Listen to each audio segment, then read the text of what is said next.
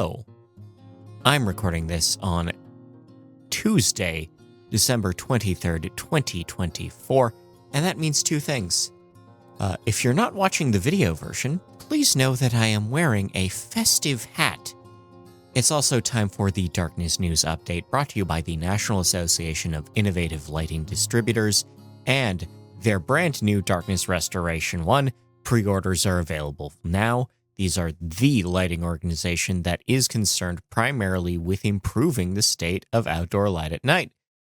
I made it with a lot of help from a lot of very smart people, and I'm tremendously proud of it, and I can't wait for it to be in the public. But you have to visit nailed.org to ask about it right now. Let's get into the news, because we have a new study that took data from 83,000 people over 7 years and found that even a moderate amount of time outdoors in the summer reduces your chance of mortality, period. Like, all-cause mortality drops if you get a little daylight during the summer. Isn't that something? The Icahn School of Medicine at Mount Sinai and Soochow University have found that circadian rhythms have been linked with prostate cancer, specifically related to treatment resistance. So another case for chronomedicine right there. Dim morning light has been linked with depression. This is a small study of about 20 people. They spent a week being tracked under different lighting a week each, under 1 week per lighting condition, different lighting conditions every week, and they found that dim lighting in the morning raised their cortisol levels, which is to say the stress hormone that is related to depression. Light at night exposure has been linked with obesity. This is a new meta-study that has determined once again that, the more time you spend up after dark, you are more likely to gain weight. Dim light at night has implications for both autism spectrum disorder and epilepsy. This is a study of mice that shows that dim light leads to abnormal EEG events. Screen time has been linked with migraines in teens. This is more so related to the actual content of their screens, but it is a contributing factor overall. You know, sometimes the things, they just go together. You know how it is. We have a new circadian tracking method from the Université Paris-Cité. This uses accelerometer data, like a Fitbit, that adds rest activity rhythm to daytime activity, sleep, and chronotype. This particular form of data collection might be more useful in health studies down the road. Light pollution is harming the immune systems of toads. This is a study that shows that toads living in light-polluted areas are dealing with immune issues and disease issues at a greater rate than their darker cousins. And also, they're smaller. Like, there is reduced body mass, which is often a sign of general ill health in a toad, I've been told. We have a study from Germany that shows that reducing windmill lighting will reduce bat strikes. The current standard of red aircraft warning lights is attracting the bats to the area, and that means there's a greater collision risk, so we may need to switch that to infrared, the same way we should probably be doing with birds. #lifehack, turn off your garden lights so that skunks will stop digging them up. Depending on where you live, you might be dealing with an invasive beetle grub, and that is attracting more predators. Specifically, the grubs live underground. The beetles lay their eggs underground. They hatch into little grubs and eventually pupate into beetles. But during that pupation stage, they are delicious to crows and raccoons and skunks will dig up your begonias to get those grubs. So hey, one case against garden lighting right there. In Peru, the entire country has banned LED billboards a bit. Specifically, no one can put up new billboards in residential zones or within half a kilometer of protected natural areas. Also, every single existing billboard in the country has to be off between midnight and 7 a.m. U.S. National Fish and Wildlife has $57 million in grants for Gulf Coast restoration projects. This is part of the Gulf Environmental Benefit Fund, but what it will do is it'll enable both restorations to dunes, expanding parklands, and also just improving lighting in areas on the Gulf Coast. In Petoskey, Michigan, there is a debate among City Council about new lighting rules. Dark sky international guidelines might be incorporated into the lighting bylaws as part of a larger plan of zoning revisions. In Dillon, Colorado, they are beginning a project to secure a Dark Sky International certification. The streetlights are already being replaced with full cutoff fixtures, but then they'll begin working on other changing the rules for non-streetlight fixtures and working with local businesses to improve lighting overall. The Camping and Caravanning Club of the UK has ranked dark sky spots across the countries that form the UK, and they have said that Exmoor is the best. That's their determination. In Winnipeg, Manitoba, they are debating ending bird safety rules. Some councillors think that mandating new construction have lighting controls and those little decals that stop birds from running into the windows is too burdensome for real estate developers.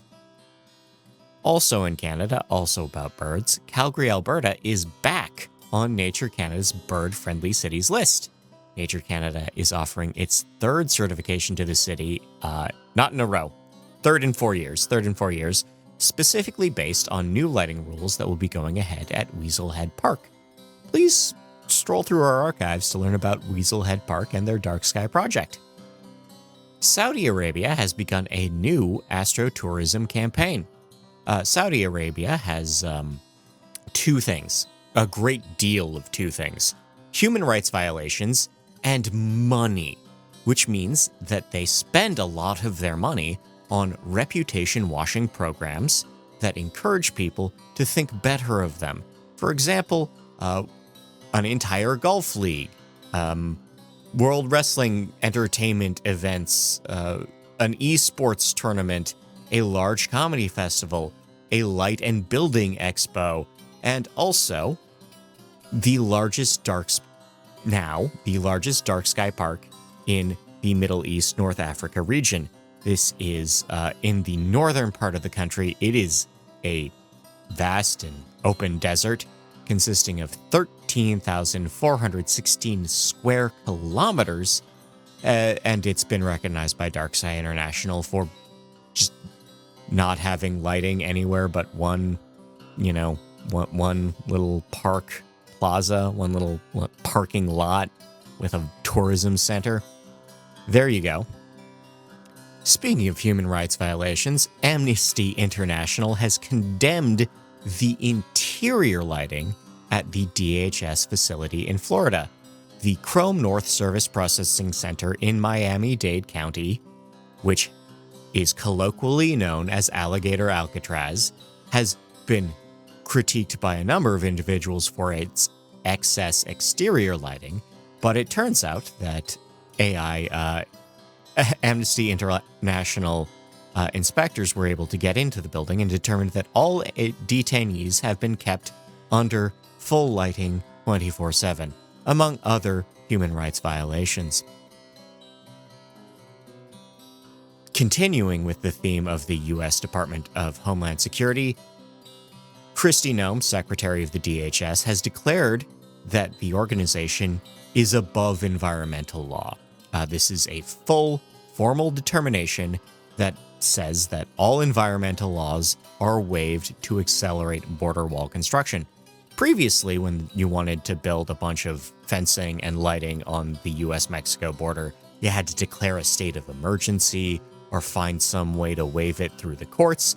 But now, conveniently for them, they don't have to do that anymore, which is great because they've just awarded contracts on the Arizona border to the tune of $1.5 billion US.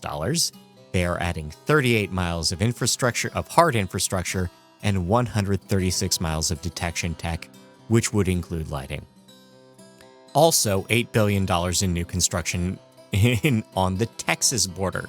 That is 2,126 miles of walls and fencing, 536 miles of water barriers, and 549 miles of detection tech, with especial attention to Laredo County. Part of the Texas border infrastructure program includes cutting off a jaguar habitat. Now, I've never executed a crime more complicated than jaywalking, but if I was to smuggle people or drugs into the U.S., I would avoid an area that is called a jaguar habitat.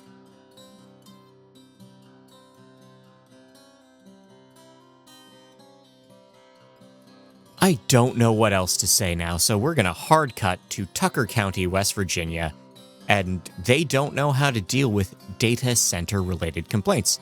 Data centers are very large, they take up a lot of power, they use a lot of water, and they make a lot of noise, and for some reason they're very, very well lit at night.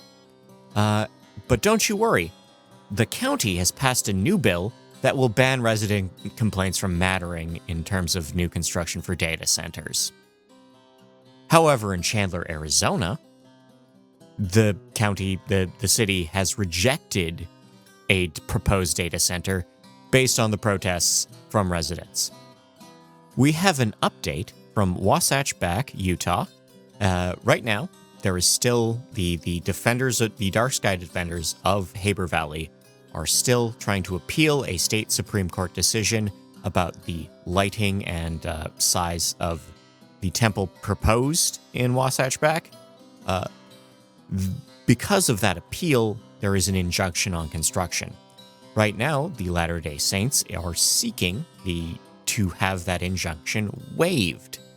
They claim that tariffs have already spiked their construction costs, and they allege that any further delay will cost them millions. The appeal probably won't be heard for a year. I bring this up because in the past, since the last recording, I have been accused, once in the positive and once in the negative, of being anti-LDS. Not just me, but Restoring Darkness as an organization, like the podcast. All four of us who work on this show have been accused or praised for our anti-LDS sentiments, and I have to reiterate that that is not the case. We are against light pollution. It is the case that the Latter-day Saints insist on bright lights on their temples all the time for perfectly sensible liturgical reasons that are their right to express, but we are not anti-LDS. We are anti-light pollution. We believe that compromise is possible, and we would really like it if, the LDS reconsidered being better neighbors. That is basic. That's the official statement. That is the official statement, and I'm going to stick to that. We are as against the LDS as we are against Buc-ee's. Buc-ee's very bright, but Buc-ee's much more willing to adjust their situation. I've seen dark sky certified 7-Elevens, by the way. I went to Florida and I saw a 7-Eleven that was compliant with Florida beachside requirements, like sea turtle nesting requirements. It's a fantastic 7-Eleven. It can be done if you care. Moving away from heavenly matters to orbital matters, we have a new tool. We have a new tool, and it's called the crash clock. Similar to the nuclear and climate doomsday clocks, if you're familiar with these, the 4 minutes to midnight thing from the Watchmen. This low orbit object crash clock is currently set to 2.8 days, which is to say that we are always approximately 2.8 days from a major crash, except when we aren't, because Starlink satellite constellation number 35956 failed. and it spread debris into orbit. It began spreading shrapnel at 418 kilometers above the surface of the Earth. The thing we said would happen is happening. Radio astronomers have issued a new quiet skies report calling for more care from satellite service providers. Radio astronomers are specifically concerned about signal leakage because 5G, many of the satellites that provide 5G are actually leaching into other bands and creating signal interference that is preventing them from just doing their regular observations. They're not concerned about crashes. They're just concerned about getting clearer images from their radio telescopes. Also in orbit, Scientific American has published an article that very slowly admits, if you read the whole thing, it admits that data centers in orbit aren't actually that feasible. 2 recordings ago, I was talking about how the laws of thermodynamics probably prevent these satellites from really operating very effectively. And it turns out, I did a little more reading. There's a lot of research done on the Orion project that makes those thermodynamical issues more possible, but not really scaling to the level of like AI data centers because they use a lot. They generate so much heat. They use so much power and generate so much heat. It's unclear how they'll be able to actually cool themselves. The reason why this is specifically something that is suddenly an area of concern for satellite providers is that SpaceX is about to launch an IPO, which means on the back of offering data centers in orbit. Specifically that feature, not the 5G, not any of the other things SpaceX does, specifically the orbital data centers, which means that IPO will generate a lot of attention, that public offering will raise the stock value immensely, and then all the venture capitalists who have been backing SpaceX, despite it not actually making any money, will get to cash out. This is not legally speaking a Ponzi scheme. Yet, you gotta do like another layer. You gotta have another layer of funding to make it a Ponzi scheme. I'm not a lawyer, don't take my advice. The European Space Organization has partnered with the International Astronomical Union on their Dark and Quiet Skies project. This is a contributing partnership with money changing hands to improve the quality of visibility and signal strength in astronomical observations. In something that is not sponsored, StanPro is showing off their new Dark Sky International certified lighting. There's 6 products on shelves right now. They don't look half bad. If you need to buy bollards or an area light, they're as good as any other Dark Sky certified bollard or area light. We also have Dark Skies, a new documentary on CBC Gem. And maybe other services. I don't know where else it would be. JustWatch.com, I guess. Dark Skies is a short documentary from Tyler Funk and the Royal Astronomical Society of Canada about creating a second preserve for night skies in Manitoba. It's pretty good. It's pretty good. And I'm going to close it out here. Closing it out for a long time, actually, because I have to unfortunately announce that this series is going on extended, indefinite, undefined hiatus. The National Association of Innovative Lighting Distributors has undergone a radical change in management, and it's unclear what my role within that organization is exactly, and what role this series plays within that organization is. There's a chance we could be back by the spring, but I can't even promise you that. I shouldn't even have said the spring. I want to say that for the past few years, we've done great work. I'm glad to have done it. I'm tremendously glad to everyone who joined us. That's Scott Griffin and Michael Colligan and Mark Baker and Jane Slade and John Barentine, all of our guests. everyone who wrote every article I ever cited, I'm thankful to them for their work. I hope I get to come back. I hope I get to come back. And it's such a bummer to be having to announce bad news right now because it's the winter solstice and it is the nights are long. They're longer and darker than a lot of people can bear. And you know, December's great because we come together and we try to create warmth and bring light inside and show more light to people. We try to stave off that darkness. But, you know, in a few days, all those lights and all that warmth is going to go. And we're going to be staring at the long slog of January and February. And the broken promises of New Year's resolutions will weigh heavily on us all. And we'll be out of vacation days soon enough.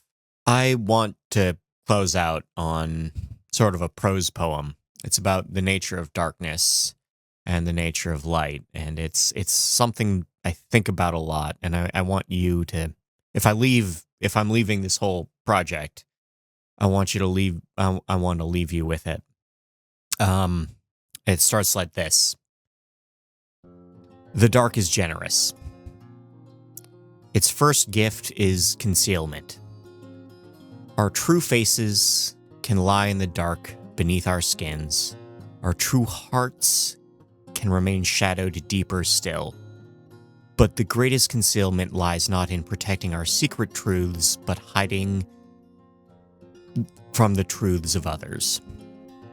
The dark protects us from what we dare not know. Its second gift is a comforting illusion.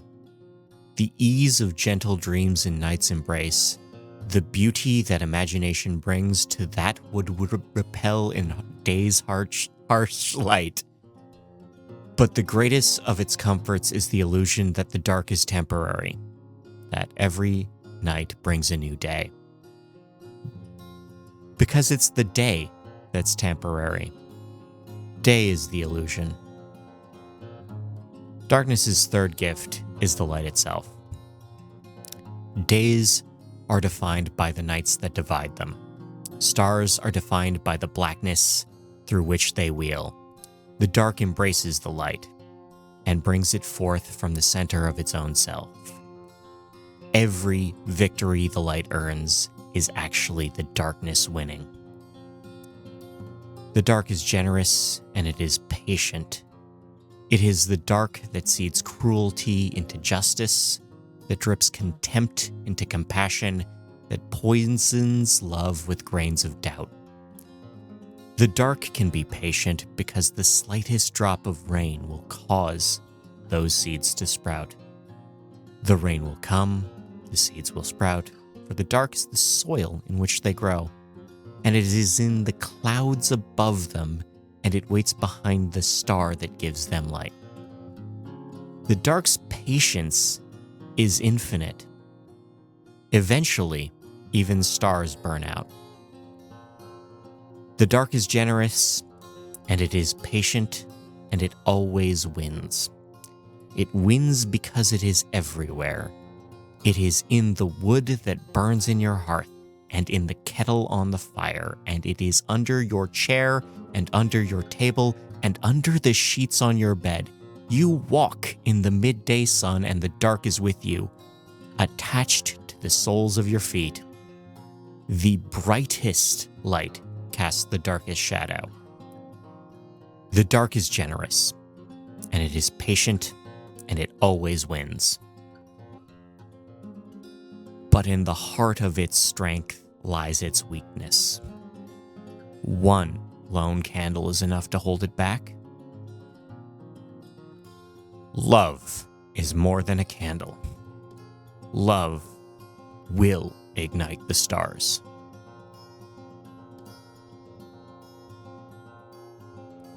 Thank you. Have a great new year. Take care of yourselves.